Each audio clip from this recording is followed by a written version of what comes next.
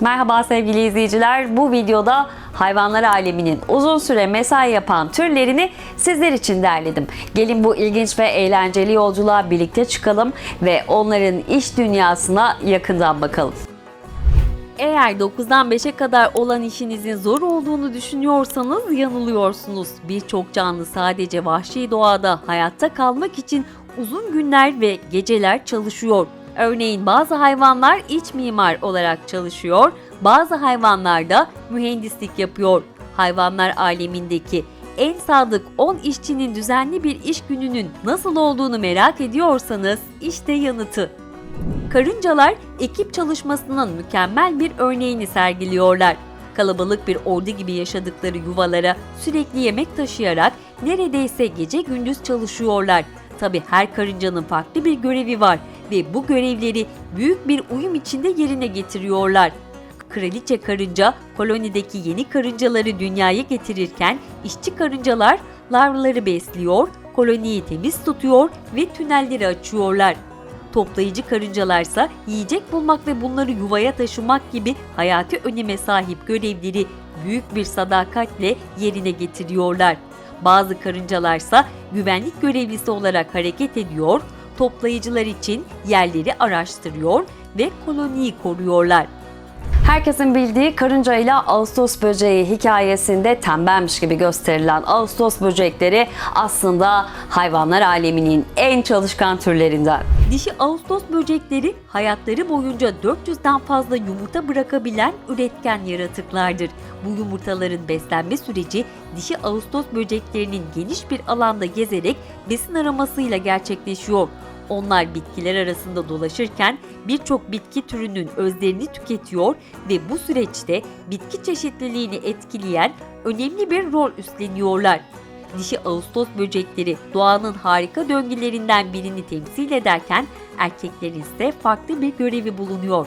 Gece boyunca melodik şarkılarıyla bilinen erkek Ağustos böceklerinin bu davranışı eş bulma çabasından kaynaklanıyor. Bu serenatlar eş bulma ve çiftleşme sürecinin önemli bir parçası ve Ağustos böceklerinin yaşam döngüsünün devamlılığını sağlıyor. Bu narin ve hayat dolu böcekler doğanın mucizevi işleyişini ve çeşitliliğini temsil ediyor. Bu küçük koyu kahverengi ve sarı çizgili böcekler multimilyon dolarlık işin sorumluları. Nasıl mı? İşte yanıtı.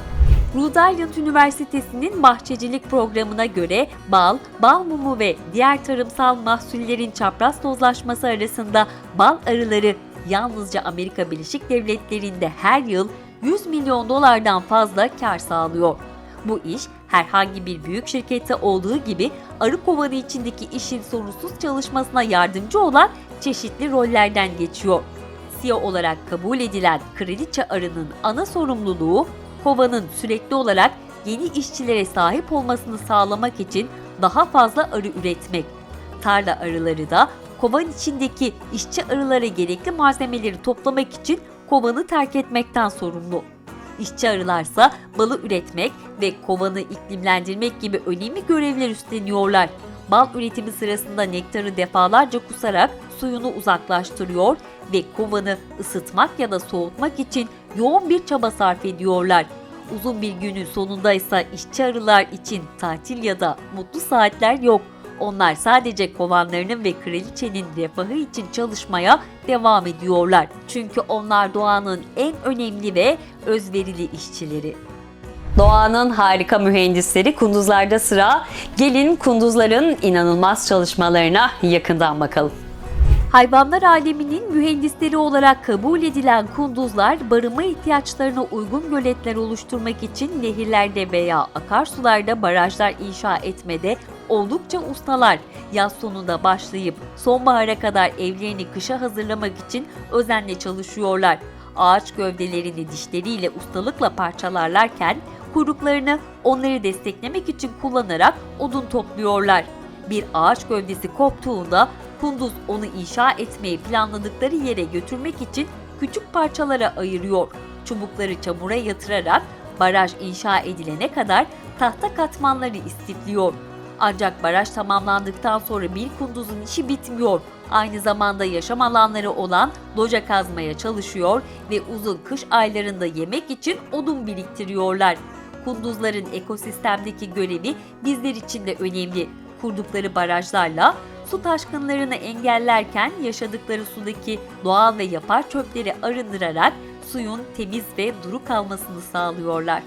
Hayvanlar aleminin çalışkan anneleri dişi aslanlar. Bu büyük kediler sofraya sadece yemek getirmekle kalmıyor, aynı zamanda diğer dişi aslanların yavrularına da göz kulak oluyorlar.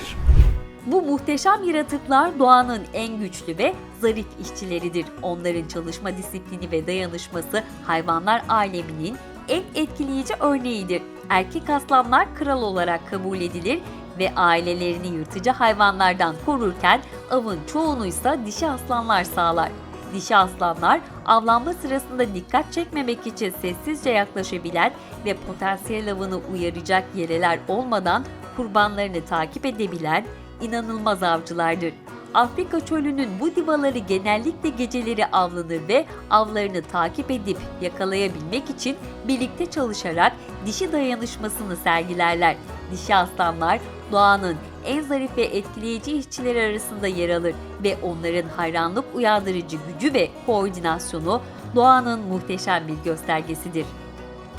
Hayvanlar aleminin çalışkan anneleri aslanlardan sonra sıra yılın babası unvanına aday gösterilebilecek imparator penguenlerde. 2005 yılında yayınlanan March of the Penguins belgeselinde yavru bekleyen dişi ve erkek penguenlerin yavrularını dünyaya getirme süreçleri belgeseli izleyenleri adeta büyülemişti. Erkek imparator penguenler yavrularının dünyaya gelebilmesinde uzun bir bekleyiş ve sabırlarıyla biliniyor ve bu nedenle de yılın babası unvanını gururla taşıyorlar. Bu penguenler yaklaşık 80 kilometrelik bir yolculuktan sonra okyanus kıyısında yuva yapıyor ve değerli yumurtalarını beklemeye başlıyorlar. Baba penguen yumurta üzerinde yaklaşık 64 gün boyunca sabırla beklerken anne penguen ise yiyecek aramak için uzaklara gidiyor. Yavru penguen dünyaya geldiğinde baba onu koruyor, sıcak tutuyor ve hatta kendi yemek borusundan salgılanan besinlerle anne dönene kadar yavrusunu besliyor. Anne penguen geri döndüğünde ebeveyn rolleri değişiyor ve baba bu kez uzun bir sürenin ardından karnını doyurmak için yollara düşüyor. Bu penguen ailesinin içindeki dayanışma ve işbirliği, aile bağlarının gücünü ve karşılıklı desteğin önemini bizlere derinden hissettiriyor. İşkolik hayvanlar videomuzda geldik kuşlara. Çardak kuşları iç mimarlık, sinek kuşları ise bakın hangi meziyetleriyle öne çıkıyor. Kuşlar doğal yaşamda oldukça çalışkan hayvanlardır. Yumurtlama, yavru bakımı, avlanma ve göç gibi birçok görevi yerine getiriyorlar. Kuşların yaptığı işler arasında yuva yapmak, yavruları beslemek, eşlerini bulmak, yiyecek aramak ve avlanmak yer alıyor. Özellikle bir türse resmen iç mimar gibi çalışıyor. Bu kuş türü eş bulabilmek ya da potansiyel eşini etkileyebilmek için adeta bir iç mimar gibi inşa ettiği yuvasını süsleyerek dekore eden çardak kuşu. Yuva için çakıl taşları, tohumlar, kabuklar, çiçekler ve doğada buldukları hoş ve renkli ne varsa kullanan çardak kuşlarının yuvası ne kadar büyükse eş bulma olasılığı da o kadar artıyor. Dişileri etkilemek için zorlu bir rekabet içinde olan bu kuşlar yılmadan ve yorulmadan yuvaları için çaba sarf ediyor. Doğadaki en küçük kuş türü olan sinek kuşları ise hızlı kanat çırpışlarıyla sürekli enerjiye ihtiyaç duyuyor. Bir günde kendi ağırlığının 3 katı kadar besin tüketen bu kuşlar çiçekler arasında dolaşarak nektar alırken aynı zamanda bitkilerin üremesine de katkıda bulunuyor. Uzun ve ince gagaları derin çiçeklerin nektarına erişmelerine olanak tanıyor. Tüylerine ve gagalarına bulaşan polenler de bir çiçekten aldıkları poleni başka bir çiçeğe taşıyarak bitkilerin döllenmesini sağlıyor. Bu sayede de polen taşıyan sinek kuşları bitkilerin çeşitlenip üremesine büyük bir katkı sunmuş oluyor. Mercan resiflerindeki birçok balık türü parazitsiz yaşam için temizlik avcıları lapine balıklarına resmen minnettar. Bu minik balıklar her günlerini sürekli diğer balıkları istenmeyen parazitlerden ve ölü pullardan arındırmak için çalışarak geçiriyorlar. Hem kendi beslenmelerini sağlamak hem de resif ekosisteminin dengesini korumak adına bu temizlik görevini üstleniyorlar. Yüzgeçlerini, kuyruklarını ve ağızlarını temizleme işlerinde ustalıkla kullanan lapina balıkları resiflerdeki diğer balıkları da rahatsız eden parazitleri temizliyor. Bu sayede resiflerdeki balık popülasyonu sağlıklı ve dengeli bir şekilde yaşamını sürdürebiliyor. Ayrıca lapina balıklarının temizlik hizmeti normalde av olarak kabul edilebilecek çok daha büyük balıkları da temizleyerek resiflerdeki diğer canlıların sağlığını korumaya yardımcı oluyor. Odunla beslendikleri için ahşap ev sahiplerinin korkulu rüyası termitler aslında birer geri dönüşüm işçileri. Termitler, karıncalar gibi kalabalık gruplar halinde yaşar ve karşılıklı iş bölümüyle organize bir şekilde çalışırlar. Beyaz ya da şeffaf renge sahip olan işçi termitler, koloninin temel ihtiyaçlarını karşılamakla görevlidir. Yiyecek kaynağı bulma, odun kazma ve genç termitlerin bakımı gibi işlerde aktif rol alıyorlar. Diğer yandan asker termitler ise fiziksel olarak daha büyük olup koloniyi dış saldırılara karşı koruyor. Özellikle de karınca veya rakip termit saldırılarına karşı savunma görevini üstleniyorlar. Termitlerin doğadaki rolü sadece kendi kolonilerini korumakla sınırlı değil. Ağaçlardaki selülozu parçalayarak sindirmeleri, orman ekosisteminin dengesini sağlamak açısından büyük bir öneme sahip. Bu sayede termitler sadece kendi yaşam alanlarını korumakla kalmıyor, aynı zamanda geniş çapta ekosistemi etkileyen önemli birer işçi olarak da rol oynuyorlar. İşkolik hayvanlar videomuzdaki son hayvan türü ise çiftçi görevi gören, bakın hangi hayvan?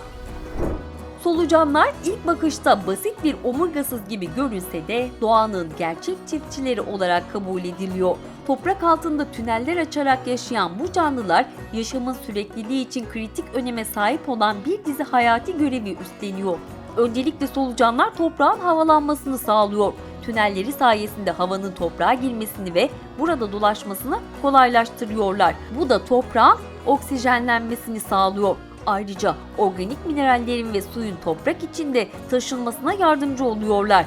Böylece bitkilerin beslenmesini ve büyümesini destekliyorlar. Ayrıca solucanlar sindirim sistemleri aracılığıyla toprağa işlerken dışkılarında biriken besin maddelerini toprağa geri kazandırıyorlar. Bu dışkılar toprağın besin değerini arttırıyor, bitkilerin daha sağlıklı ve verimli bir şekilde büyümesine katkı sağlıyor.